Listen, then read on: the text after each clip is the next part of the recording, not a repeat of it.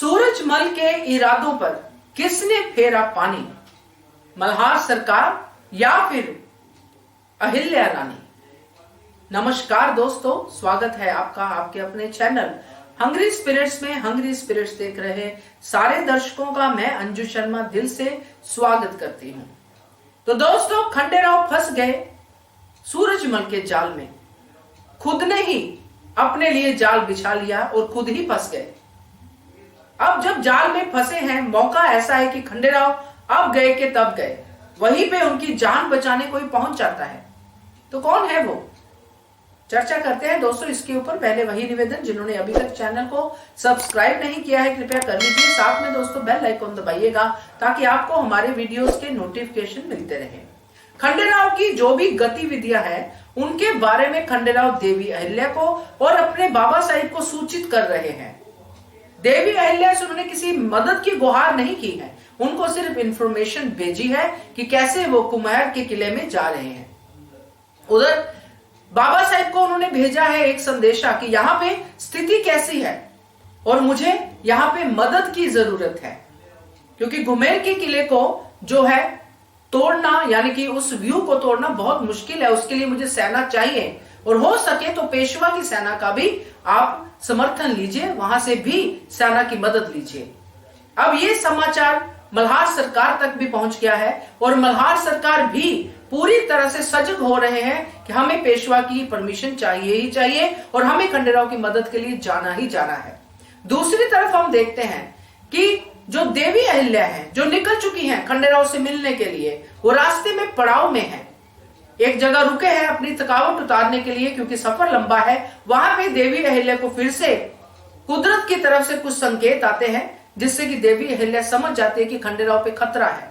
इसलिए वो अपनी यात्रा रोकती नहीं है, तुरंत दुष्यंत भाऊ साहब को कहती है कि चलिए हमें अभी निकलना पड़ेगा।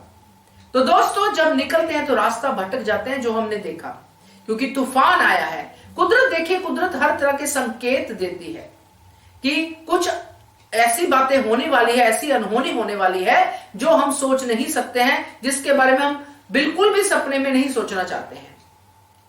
तो कुदरत अपनी तरफ से पूरे संकेत देती है जो कुदरत ने दिए, और ये तूफान आना भी वही संकेत है कि देवी अहिल्या और ज्यादा लेट हो जाए। वो लोग वहां पे खड़े हैं, दुष्यंत भाऊ साहब कहते हैं कि तूफान की वजह से रास्ता मिट गया है। संकेत जो रास्ते के होते होंगे उस समय पे कुछ, क्योंकि ये लोग ऐसे ही जाते थे, तब ट्रांसपोर्ट इतनी ज्यादा नहीं थी, तो वो सब मिट गया है, तो जाने के लिए हमें पूछना पड़ेगा रास्ता। दूसरी तरफ हमने मल्हार सरकार को भी देखा है कि वो गंगूबा तात्या को उन्होंने बोला है कि जाइए और गंगूबा तात्या को बोलिए कि पेशवा को संदेश भेजे और उनसे मदद भी मांगे। अब दोनों अपने अपनी जगह पे खंडेराव की मदद करने के लिए चलने को तैयार हो चुके हैं। देवी अहिल्या पहले निकल चुकी है मगर रास्ता भूल चुकी है। मल्हार सरकार पूरी तरह से सजग है, सिर्फ उनको परमिशन चाहिए। अब जब हम देखते हैं कमिंग अप में खंडेराव की बलि दी जा रही है और बलि देने से पहले ही पीछे से वार होता है और खंडेराव बच जाते हैं। यहां पे पूरी तरह से ये लगता है जिस तरह वार हुआ है जरूर कोई बड़ा आदमी है जिसने वार किया है, जैसे कि मल्हार सरकार। मगर दोस्तों, यहां मल्हार सरकार नहीं पहुंचे हैं, यहां पे खुद देवी अहिल्या पहुंची है, क्योंकि हमेशा की तरह देवी अहिल्या फिर से ढाल बनी है खंडेराव की। वहां पे जब दुष्यंत भाऊ साहब ने उन लोगों से पूछा जो बैलगाड़ियों में जा रहे थे, पहले तो हमें यही लगा कि ये कहीं वो लोग तो नहीं है जो सूरजमल का जो हथियार लेके जाने वाले हैं वो है, मगर वो सब सस्पेंस का सस्पेंस ही रहा। एक चीज सामने आई जो दुष्यंत भाऊ साहब ने कहा कि ये इनसे बात तो नहीं हो पाई, मगर इनकी बातों से एक बात समझ में आई, और जो हमें समझ में आई इन बातों से वो ये थी कि वो किसी बलि की बात कर रहे होंगे या फिर वो उस षड्यंत्र की बात कर रहे होंगे जो पहले से वहां पे प्लांट किया जा रहा है कि हमें ऐसे करके लेके जाना है सामान, या जो भी सूरजमल की बातचीत है, जिससे कि देवी अहिल्या को ये क्लू मिले कि मुझे फौरन उसी जगह पहुंचना है ताकि मैं खंडेराव की मदद कर सकूं।